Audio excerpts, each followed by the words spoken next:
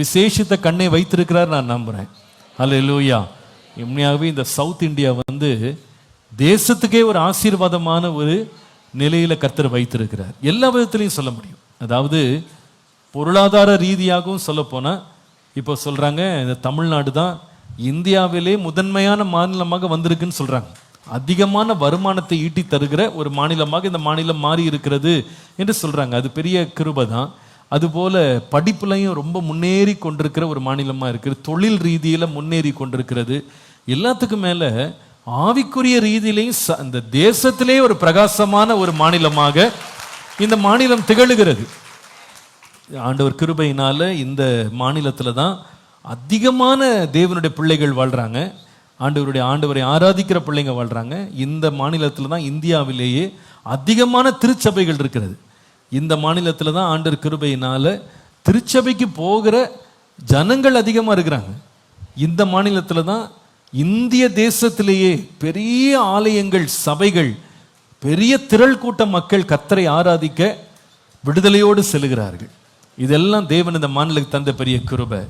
எல்லாத்துக்கும் மேலே இந்த மாநிலத்திலிருந்து, தமிழ்நாட்டிலிருந்து தான் இந்தியாவினுடைய பல மாநிலங்களுக்கு மிஷனரிகள் சென்று தேவனுடைய வார்த்தையை அறிவித்து சுவிசேஷத்தை பரம்ப செய்கிறாங்க. இதெல்லாம் ஒரு பெரிய கிருபை. இந்த மாநிலத்துக்கு ஆண்டவர் கொடுத்த கிருபை பெருசு. இதில் நம்ம பிறந்ததுக்கு நம்ம ரொம்ப தேவனுக்கு நன்றி உள்ளவர்களாக இருக்கணும்.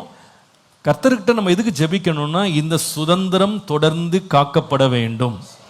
இதற்காக நம்ம அதிகமாக ஜெபம் பண்ணணும். நான் இந்த முறை உங்களுக்கு அன்பா சொல்கிறேன், கர்த்தர் நியமித்தவர்கள் தான் வரப்போகிறாங்க. நம்ம இந்த கட்சி அந்த கட்சியில் நம்ம கிடையாது. ஆனால் கர்த்தர் நமக்கு நம்ம கையில் ஒரு அதிகாரத்தை கொடுத்துருக்கிறார். நாம் ஓட்டு போடும் போது உணர்ச்சி வசப்பட்டு போடக்கூடாது, உணர்வோடு போட வேண்டும். நாம் உணர்ச்சி வசப்பட்டு போடக்கூடாது. என்ன பண்ணணும்? நான் சொல்கிறது உங்களுக்கு விளங்குதுன்னு நினைக்கிறேன். உணர்ந்து போடுங்க.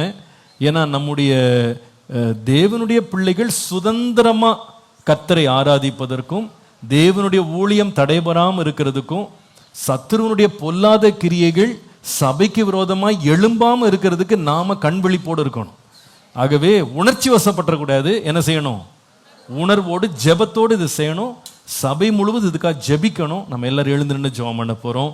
கர்த்தர் தம்முடைய மகிமையை இந்த எலெக்ஷன்ஸில் கர்த்தர் வெளிப்படுத்த வேண்டும். அவருடைய நாமம் நம்முடைய மாநிலத்தில் மகிமைப்பட வேண்டும்.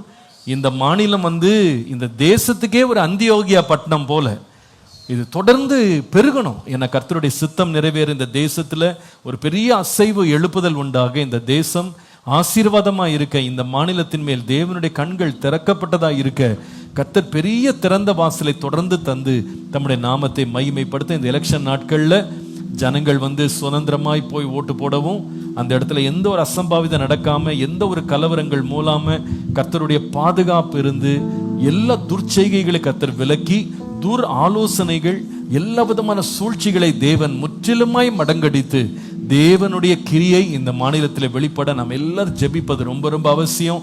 நம்முடைய மாநிலத்தினுடைய நலனை, தேசத்தினுடைய நலனை விரும்புகிற எல்லாரும் நம்ம ஒருமனப்பட்டு ஜெபிக்கணும். கரங்களை உயர்த்தி நம்ம எல்லாரும் கர்த்தரை நோக்கி நம்ம ஜெபம் பண்ணுவோம். ஹல்லேலூயா, ஹல்லேலூயா, ஹல்லேலூயா.